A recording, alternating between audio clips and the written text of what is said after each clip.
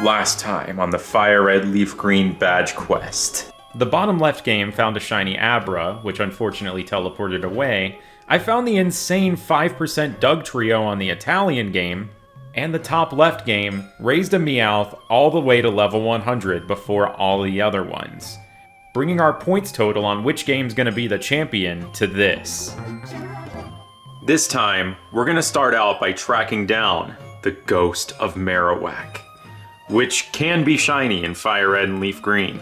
I first learned about this hunt in 2020 when I saw Bottle Rocket 11 do it, and I thought it would be the perfect little pit stop along the way here to get an extra point on the board for one of the games. But there's one catch, and that catch is that we can't catch this. But narratively, this encounter is so interesting and important that spending some time trying to see it shiny would be a good reminder of what it's really supposed to be about. I feel like the greater Pokemon community has become so desensitized to the story of Kanto going on that I feel like we've forgotten that we're supposed to feel conviction with this battle. This is the ghost of a Marowak that died protecting its child at the hands of Team Rocket. It's an encounter that shows us how dangerous Team Rocket truly is, that even the adults of this region fear. This isn't just a game about getting 8 badges and becoming the champion. We're literally a courageous hero. And I'm about to be a courageous hero that saw a green ghost. And I wonder how many people actually saw this thing green when they were playing through for the first time, thinking it was just a spectral Marowak and not anything special, when they actually found a crazy shiny. And if you still don't understand the appeal of Uncatchable shiny hunts, maybe you should try it in the community event Uncatchable Week that Shiny Collector hosts at the end of March. Anyway, here's the footage you're actually here for. Me playing through a new file with super mature names while getting an oil change. Because I wanted to skip the SSN on all 5 of the Badge Quest games. So I got the Cut HM and traded Pokemon with Cut and Staryu with the Illuminate ability over to every game. Please appreciate my butt Pokemon on every game. I worked really hard for these nicknames. Then we made it through the treacherous rock tunnel. I'm a rambling gaming dude. That's me, I'm a rambler and I'm a gamer. Checked the button behind the poster in the game corner and took down Team Rocket for the first time. And then with the Sylph Scope in hand, the hunt could begin. And it was actually really fast. It's something where you can just do runaways. There's also some silly, wacky phase potential with this hunt too, where during the one frame where we turn around to head south and encounter the Marowak again, we have a chance of getting into a different encounter. We could phase on a catchable shiny during an uncatchable hunt, which is really funny. You can see 189 of these per hour, per game, and this entire hunt maybe took me only a little over 6 hours. Here's the moment Marowak decided to shine on March 8th. I think of Corbin Blue with male Combee. My sister caught a male Combee and named it Corbin Blue in 2007 and traded it to me. Speaking of Corbin Blue, he's like one of the most important people in history ever. The High School Musical star, according to a study that was done based off of Wikipedia articles, because someone kept translating his page into like hundreds of different languages on Bulbapedia. There's a whole video that Tor's Cabinet of Curiosities made about the topic. It's really funny. Does my sister still play Pokemon? Every now and then. She played through Violet. We did the Walking Wake and Iron Leaves raids together back in Christmas. Does my brother play Pokemon? He played very briefly. We all got Diamond and Pearl together in 2007. He had a Torterra named Frank and stuff, but that was the only one he ended up playing.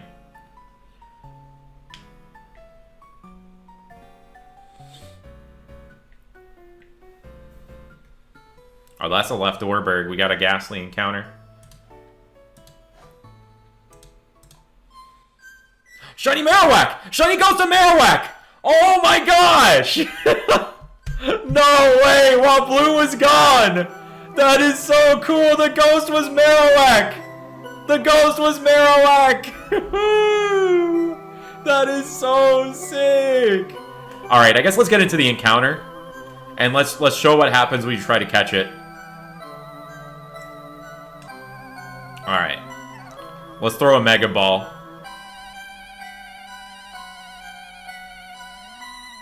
It dodged it! It dodged the thrown ball! This Pokemon can't be caught! Oh, we caught the Ghastly though, that's cool. Will I do a Marowak reclaim? Perhaps when we get to Savalt Canyon later in the game. What an insane encounter. Alright, let's throw a Pokeball this time. Let's throw a Pokeball. Look at that footwork! It's got fancy footwork. This is crazy.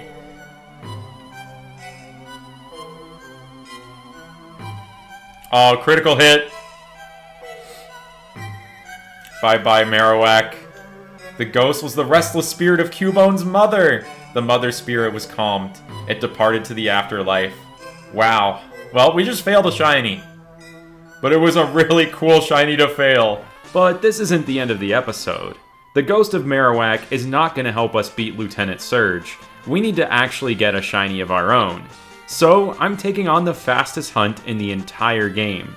Game Corner Abra, where I will be reclaiming the Abra that I failed last episode. The LeafGreen games are actually at a bit of an advantage on this hunt because Abra's a little bit cheaper, letting us purchase more every reset. Across all 5 games in total, every soft reset, we're seeing 356 Abra. It only takes 15 minutes to purchase them all. I quickly realized this wasn't much of a stream hunt since most of it was mashing the A button, so I kind of multitasked it. I also took a little bit of a break to go home and see my family for a couple days. I've also of course been playing a ton of Pokopia and taking it at my own super slow pace. But when I got back, I needed to do my taxes, so I multitasked with this hunt, and it all paid off on the morning of March 12th. Almost 5,000 now. Let's give it a check. First check of the day.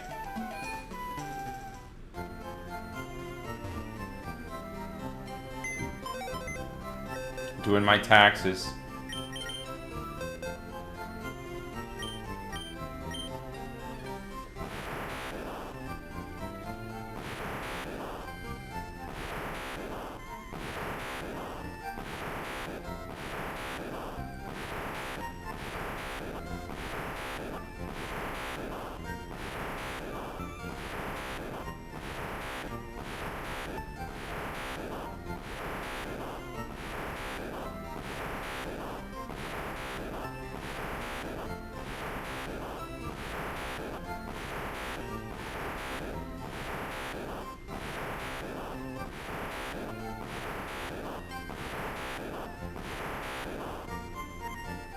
Good. Box 3. Boom. Boom. Oh, Shiny Abra! Shiny Abra! Oh, let's go! While I'm doing taxes! Bashful nature. It's back and it's on the top left game. That puts that game at 3 points. That is nuts. That's crazy. Abra is home. Okay, well, let's not discount the possibility of there being a second one. So, let's look for that blue border again. If I get 2 at the same time, that's gonna be insane. But it's entirely possible.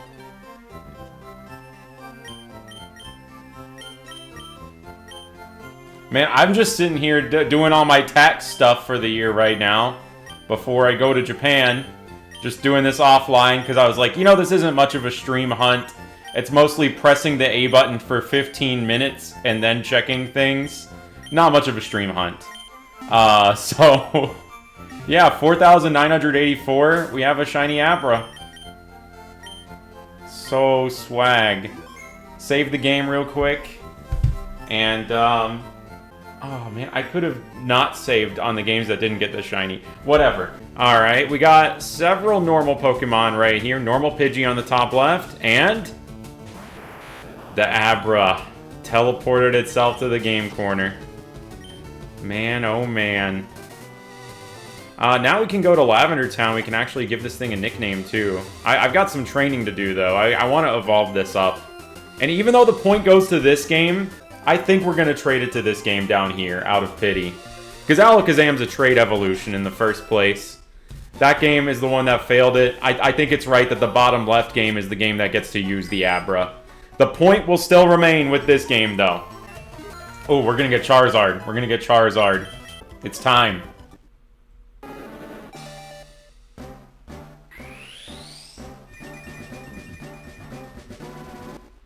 Look at that. That is so sick. That is crazy looking. Alright, get ready for the double shiny send out. It's gonna be crazy. Oh, that is sick. Alright, we're getting Kadabra now. Very, very quick evolution. Look at that. Not the most standout shiny in this generation, but when you look at it versus regular Kadabra, it looks solid. Normal Ekans. Shiny Kadabra. Dang, look at that back sprite. That's so cool. That's so sick. Alright, let's yoink you. Let's yoink you. I thought for a while about it. I'm going with the name of my original Charizard from FireRed. We're going with Cole. And Abra's Japanese name is Casey. And we got this thing at a casino. So we're gonna name her Casey. No!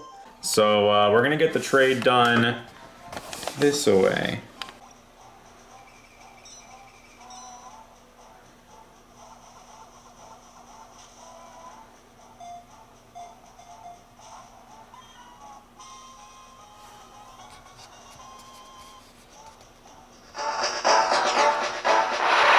Get ready for the weird experience sound.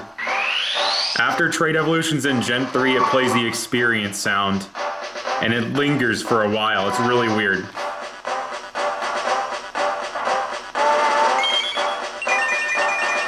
Look at that!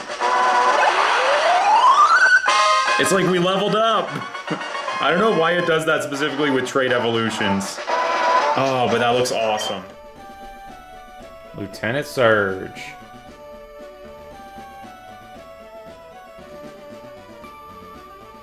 Look at this team. Wow. Dang, Casey, no. We're not even level. We're under leveled and we're still winning. I think we might be a little bit over leveled on all the other games. I don't know though. Maybe. I'm not sure. We really didn't have to take on Surge right now. I could have honestly opened up a lot more Kanto by taking on someone like Koga and getting Surf.